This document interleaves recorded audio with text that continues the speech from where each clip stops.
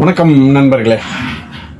இப்போ சமீபத்தில் சமூக வலைதளங்களில் ஒரு முக்கியமான நியூஸ் கடுமையாக பரவி ஒரு 2 நாட்களுக்கு முன்னாடி அது மறைஞ்சிருச்சு. இதில் என்ன முக்கியமான நியூஸ் அப்படின்னா, இந்திய இராணுவம் மியான்மர் எல்லைக்குள் சென்று ஒரு சில தீவிரவாத கேம்புகளை டெமாலிஷ் பண்ணாங்க அப்படின்னு சொல்லியான ஒரு நியூஸ் கடுமையாக பரவுனுச்சு. என்ன அப்படின்னு கேட்டிங்கன்னா, உல்ஃபா தீவிரவாதிகள் அப்படின்னு சொல்லிட்டு ஒரு குரூப் அசாமை நாங்கள் தனியாக பிரித்து தனிநாடா வேணும் அப்படின்னு சொல்லிட்டு, அதாவது united liberation front of Assam அப்படின்னு உல்ஃபா தீவிரவாதின்னு நம்ம சொல்லுவோம். இது ரொம்ப காலமே இந்தியா சுதந்திரம் அடைஞ்ச நாட்கள்ல இருந்தே ஒரு சிறிய மிலிட்டன்ட் குரூப் அங்கங்கே கொண்டு வைக்கிறது, போலீஸை நோக்கி சுடுறது, இது மாதிரியான செயல்களில் ஈடுபட்டுக்கிட்டு இருக்காங்க. இவங்க சமீபத்திய இந்திய பார்டர் செக்யூரிட்டி போர்ஸாக இருக்கட்டும், இல்லை தீவிரவாத எதிர்ப்பு கமாண்டோ பிரிவாக இருக்கும், இவங்களுடைய நடவடிக்கைகளோட நெருக்குதல் தாங்க முடியாமல் என்ன பண்ணிட்டாங்க, அவங்க மியான்மருக்குள்ள நுழைந்து அங்கே இருக்க காடுகளில் ஒரு சில கேம்பை ரெடி பண்ணி அங்கேருந்து அவங்க செயல்பட்டுக்கிட்டு இருக்காங்க. இங்கே அட்டாக் பண்ண வேண்டியது அட்டாக் பண்ணிட்டு பார்டரை கிராஸ் பண்ணி காட்டுக்குள்ள போய் மியான்மருக்குள்ள நுழைஞ்சு அங்கே தங்கியிருக்கிறது, இது மாதிரி வேலைகளில் இருந்துக்கிட்டு இருந்தாங்க. ஸோ சமீபத்தில் பார்த்தீங்கன்னா, இந்தியாவினுடைய இராணுவம் மியான்மர் எல்லைக்குள்ள நுழைந்து ஒரு ட்ரோன் அட்டாக், சர்ஜிக்கல் ஸ்ட்ரைக் பண்ணதா ஒரு தகவல் பரவிட்டு இருந்துச்சு. அதாவது சிறிய ஏவுகணைகள் மற்றும் சர்ஜிக்கல் ஸ்ட்ரைக் ட்ரோன் அட்டாக் மூலம் இந்த தீவிரவாத தலைவனை சுட்டு அழிச்சிட்டாங்க அப்படின்னு சொல்லிட்டு, இதுல இன்னொரு சுவாரஸ்யமான தகவல் என்ன அப்படின்னா, அந்த தீவிரவாத தலைவனுடைய அந்த ஈமச்சடங்குன்னு சொல்லுவாங்கல்ல, அந்த ஈமச்சடங்கு நகர்ந்துகிட்டு இருக்கையில மேலும் ஏவுகணைகளை ஏவி ட்ரோன் மூலியமாகவும் அட்டாக் செய்து மேலும் ஒரு 20-25 தீவிரவாதிகளை சுட்டு அழிச்சிட்டாங்க. இந்த உல்ஃபா தீவிரவாதிகளுடைய அந்த கட்டமைப்பு இப்போதைக்கு டெமாலிஷ் ஆயிருச்சு அப்படிங்கிற மாதிரியான தகவல் பரவிக்கிட்டு இருக்கு.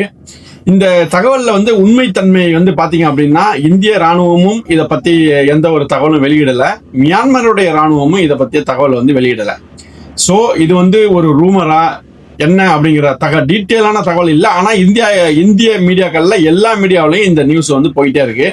என்ன ரீசன் அப்படின்னா, உல்ஃபா தீவிரவாதிகளுடைய இணையதளத்தில் இந்த அட்டாக் நடந்ததாகவும், இதே மாதிரி அந்த தலைவனுக்கு ஈமச்சடங்கு நடைபெறையில் அதுலேயும் இந்திய இராணுவம் தாக்குதல் நடத்தி இந்த முக்கியமான உல்ஃபா தீவிரவாதிகளுடைய தலைவர்களை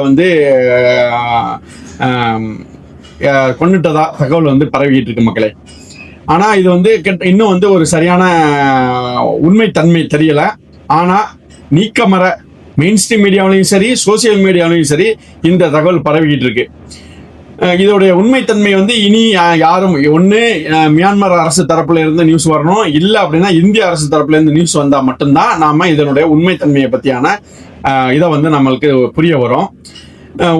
ஒரு 5-6 ஆண்டுகளுக்கு முன்னாடி நாம உண்மையாவே மியான்மருக்குள்ள போயிட்டு ராணுவ முகாம் கிடையாது, தீவிரவாத முகாம்களை தாக்கி அழிச்சோம். அதை இந்திய ராணுவமும் வெளியிட்டாங்க. மியான்மர் ராணுவம், அதாவது மியான்மர் ராணுவத்தினுடைய ஒப்புதலின் பேரிலேயே இந்திய ராணுவம் அவங்க காட்டுக்குள்ள போயிட்டு தீவிரவாத முகாம்களை ஏர் ஸ்ட்ரைக் பண்ணி அழிச்சோம். நம்மளுடைய ஹெலிகாப்டர்ஸும் நம்மளுடைய ஃபைட்டர் ஜெட்டும் உள்ள போயிட்டு அடிச்சு அந்த தீவிரவாத முகாம்களை தாக்கி அழிச்சாங்க. இது இரு ராணுவங்களுமே உறுதிப்படுத்தினாங்க. இந்திய ராணுவமும் உறுதிப்படுத்தினாங்க, மியான்மர் ராணுவமும் உறுதிப்படுத்தினாங்க. ஆனா இந்த சர்ஜிக்கல் ஸ்ட்ரைக் சம்பந்தமா இது வரைக்கும் எந்த விதமான தகவலும் அரசு தரப்புல இருந்து வரல. மாறாக இந்திய ராணுவம் இது சம்பந்தமான தகவல்களை மறுத்திருக்காங்க. ஆனா இந்த உல்ஃபா தீவிரவாதிகளுடைய சமூக வலைதளங்கள்ல இந்த நியூஸ் பரவி இருக்கு. அதனாலதான் இந்த நியூஸ் ரொம்ப ஒரு ஹைப் அடைஞ்சிருக்கு அப்படின்னு நம்ம சொல்லலாம் மக்களே. மீண்டும் ஒரு நல்ல தகவல் உங்களை சந்திக்கிறேன். நன்றி, வணக்கம்.